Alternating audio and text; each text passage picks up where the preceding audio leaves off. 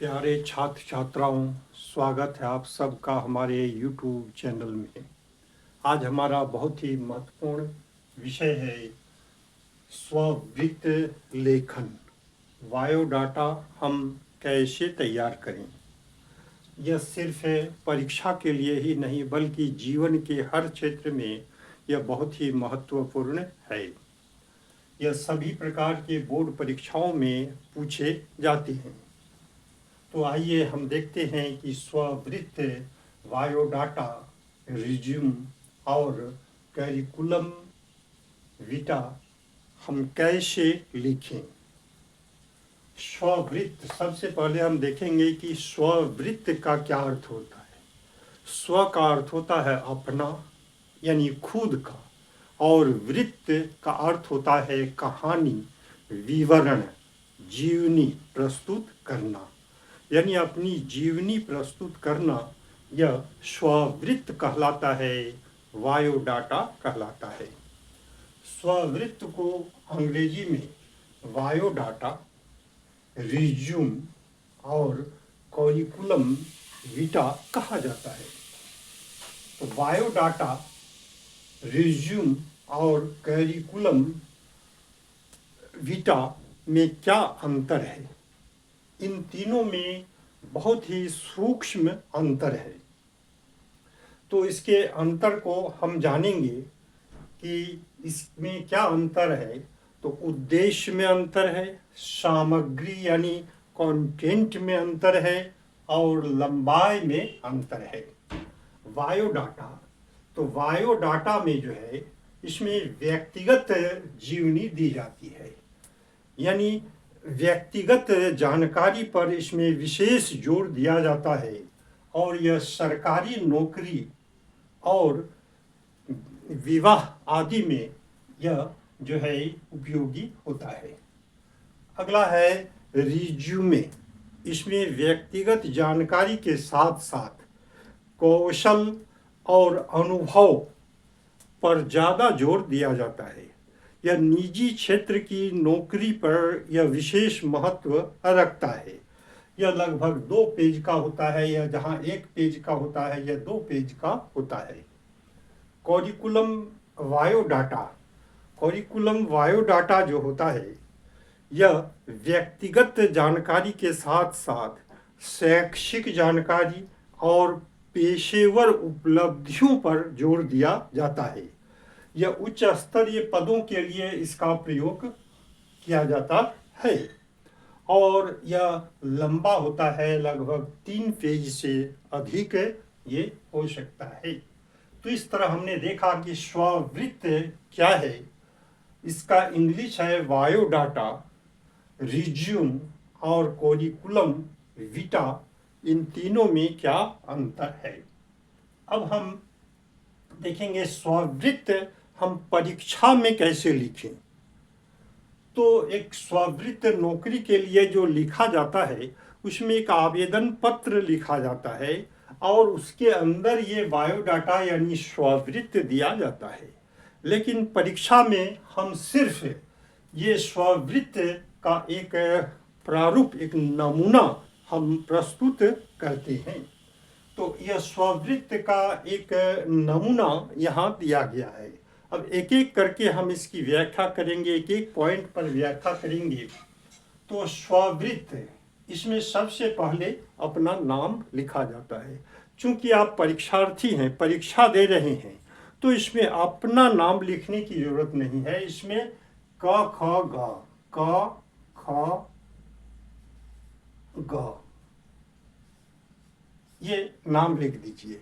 या यदि प्रश्न पत्र में ये दिया हुआ है कि आप आदित्य हैं, तो यहाँ पर आप लिख सकते हैं तब आदित्य। इसके बाद पिता का नाम, तो पिता का नाम च छ ज, ये हम लिख दें।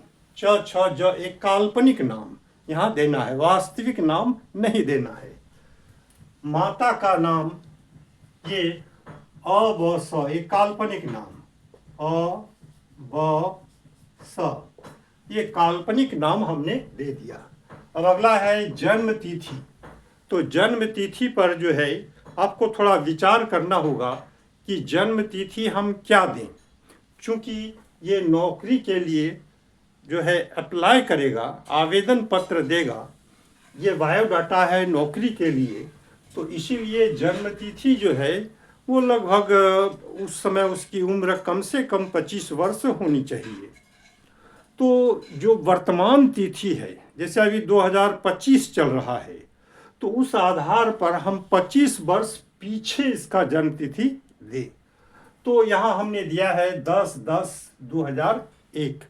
यह भी एक काल्पनिक है, लेकिन काल्पनिक होते हुए भी चूंकि 25 साल होना चाहिए, इसीलिए आज से 25 साल पहले का कोई एक तिथि हम चुन लिए। अब आते हैं वर्तमान पता। तो वर्तमान पता या आप एक काल्पनिक पता दे सकते हैं। तो जैसे मकान नंबर कुछ दे दिए 10/104, रोड नंबर 4, शास्त्री नगर, रांची हमने दिया। स्थायी पता वही, ज़्यादा लंबा करने की जरूरत नहीं है, वही लिख दीजिए। मोबाइल नंबर, तो यह भी मोबाइल नंबर काल्पनिक नंबर देना है। पहले 2 नंबर दे दीजिए, फिर डॉट डॉट और लास्ट में 3 नंबर दे दीजिए, कुछ भी काल्पनिक 378, वास्तविक नंबर नहीं देना है। तो ये मोबाइल नंबर है।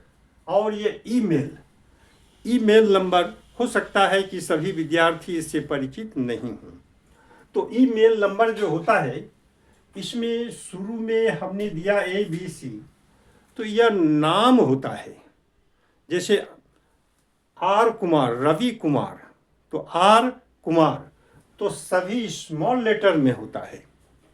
तो यहाँ हम नाम नहीं दे के ABC स्मॉल में दे दिए। इसके बाद इसको @ बोलते हैं। और यह जीमेल सब वही रहेगा। तो ये डोमेन नेम है और यह जीमेल है, और @ डोमेन नेम और जीमेल को अलग करता है। तो इस तरह आप ABC @gmail देना है और कम। तो ये हो गया ईमेल पता, एक काल्पनिक पता हो गया। अब देना है शैक्षिक योग्यताएं। इसमें थोड़ा ध्यान देने वाली बात यह है कि इसमें जो वर्ष है इस पर थोड़ा ध्यान देना है। तो चूंकि जन्म तिथि 2001 है, इसके आधार पर 10वीं परीक्षा उन्होंने 2016 में पास किया। तो यहाँ 1 है, 2001 है, तो बोर्ड परीक्षा पास करने के लिए कम से कम 15 वर्ष से ज़्यादा उम्र होनी चाहिए। तो ये 2016 में वो पास किया। तो यहाँ देखते हैं ये सभी परीक्षाओं का क्रम से लिखना है, बढ़ते क्रम में, पहले जो छोटा है फिर बड़ा फिर बड़ा। तो ये 10वीं हमने लिखा, फिर 12वीं लिखा, फिर स्नातक लिखा, फिर B.Ed लिखा, फिर स्नातकोत्तर लिखा। तो हो सकता है प्रश्न में है कि हिंदी शिक्षक के लिए आपको आवेदन पत्र देना है। तो हिंदी शिक्षक के लिए उसी तरह की योग्यताएं होनी चाहिए। यदि दूसरा कोई पोस्ट है तो उसके अनुरूप योग्यताएं, काल्पनिक योग्यताएं होनी चाहिए। तो यहाँ हमने 10वीं, 12वीं, स्नातक, B.Ed, स्नातकोत्तर दिया। 10वीं 2016 में पास किया, तो 12वीं कम से कम 2 साल और जोड़ दीजिए तो 18 में पास किया, और स्नातक में 3 साल जोड़ दीजिए तो 21 में, B.Ed 1 वर्ष का यदि है तो 2022 में पास किया, और स्नातकोत्तर यह 2 साल लगता है तो ये 2025 में पास किया। अब यहाँ बोर्ड और विश्वविद्यालय दिया हुआ है। तो बोर्ड में ये जो 10वीं है ये CBSE बोर्ड दे दीजिए, CBSE बोर्ड दे दीजिए। यूनिवर्सिटी का नाम दे दीजिए। तो यहाँ हमने दिया है काल्पनिक Ranchi university, Ranchi university, Ranchi university. यहाँ विषय लिखना है, तो सभी विषय लिखना यहाँ नहीं है, कम से कम 3 विषय लिखिए। हिंदी, चूंकि हिंदी टीचर के लिए है इसीलिए हिंदी, अंग्रेजी, भूगोल, और इसमें काल्पनिक प्रतिशत दे दीजिए। ये 97% आया नंबर। हिंदी, अंग्रेजी, भूगोल इसमें 12वीं में वही विषय रहा और 94% नंबर आया। हिंदी, अंग्रेजी, भूगोल ये स्नातक में हिंदी, अंग्रेजी, भूगोल था, ये 96% नंबर आया। हिंदी, भूगोल यह बीएड में एक विषय लेना पड़ता है, मुख्य विषय हिंदी है और सहायक भूगोल है, तो इसमें 98% आया। और एमए जो है हिंदी में एमए किया, इसमें 95% आया। तो ये हो गया शैक्षिक योग्यताएं या शैक्षणिक योग्यताएं।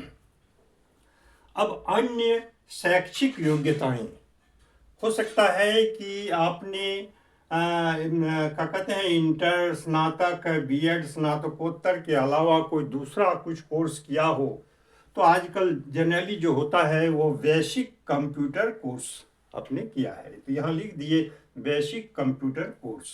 भाषा का ज्ञान, तो यहाँ जो है अंग्रेजी, हिंदी, चूंकि आप हिंदी विषय से दे रहे हैं तो इसमें पहले हिंदी दीजिए,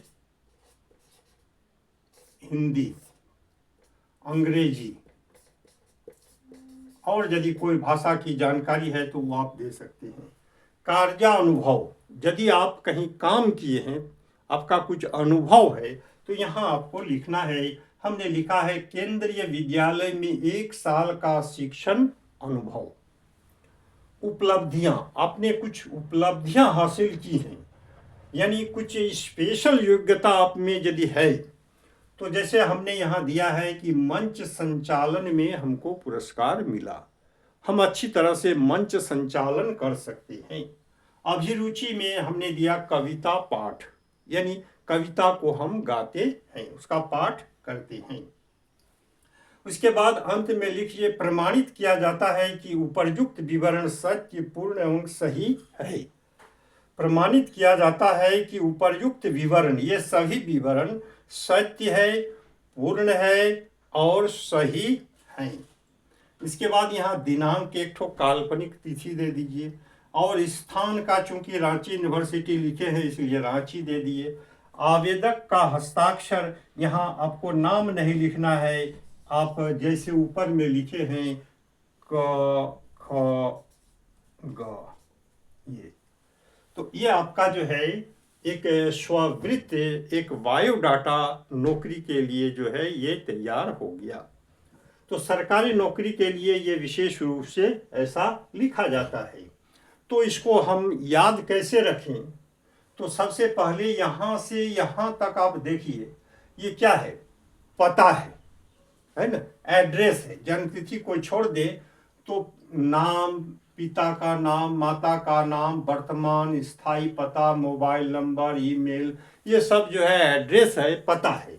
तो पता के बाद शैक्षणिक योग्यता लिखना है, और शैक्षणिक योग्यता के बाद अन्य योग्यताएं यदि कुछ है, भाषा क्या क्या जानते हैं, उपलब्धियां यदि कुछ हैं तो लिखिए, अभिरुचि क्या है ये लिखिए, और अंत में लिखिए प्रमाणित किया जाता है कि ऊपर विषय सत्य एवं सही है।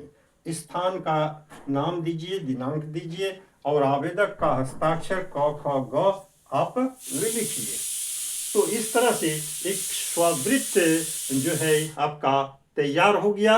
और जब आप व्यवहारिक जीवन में जाएंगे तो वहाँ एक आवेदन पत्र भी देना इसके साथ पड़ता है, वो हम बात दूसरे वीडियो में हम देखेंगे। तो इतना ही समाप्त किया जाता है। हमारे वीडियो देखने के लिए बहुत बहुत धन्यवाद।